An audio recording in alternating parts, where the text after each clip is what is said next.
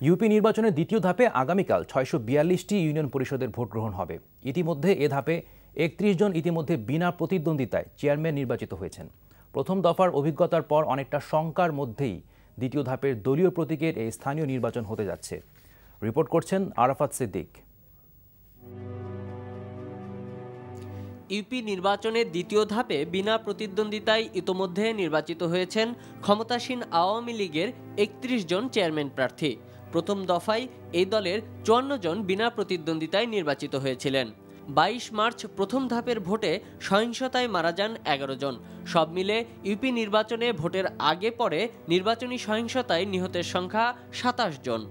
প্রথম ধাপের ৭১২টি ইউপির ভোটের পর প্রধান নির্বাচন কমিশনার এ নির্বাচনকে গ্রহণযোগ্য বললেও সুশাসনের জন্য নাগরিক সুজনের পক্ষ থেকে সংবাদ সম্মেলনে বলা হয়, এ নির্বাচন ছিল একটি বিকৃত নির্বাচন এবং বিকৃত নির্বাচন, পারভার্টেড নির্বাচন। দ্বিতীয় ধাপের নির্বাচনে ৬৪২টি ইউপিতে চেয়ারম্যান পদে মোট প্রতিদ্বন্দ্বিতা করছেন ২৬৮৪ জন। এর মধ্যে দলীয় প্রার্থীর সংখ্যা ১৫০৭ জন আর স্বতন্ত্র প্রার্থী ১১৭৭ জন।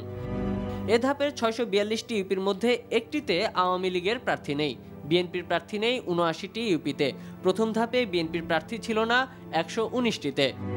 দ্বিতীয় ধাপের ইউপি নির্বাচনে মোট ভোটার প্রায় ৯৮ লাখ। তাদের জন্য ভোট কেন্দ্র প্রস্তুত করা হয়েছে প্রায় ৭,০০০টি। এর পরের ধাপের ভোট গ্রহণ হবে আগামী ২৩ এপ্রিল ৬৮৫টি ইউপিতে।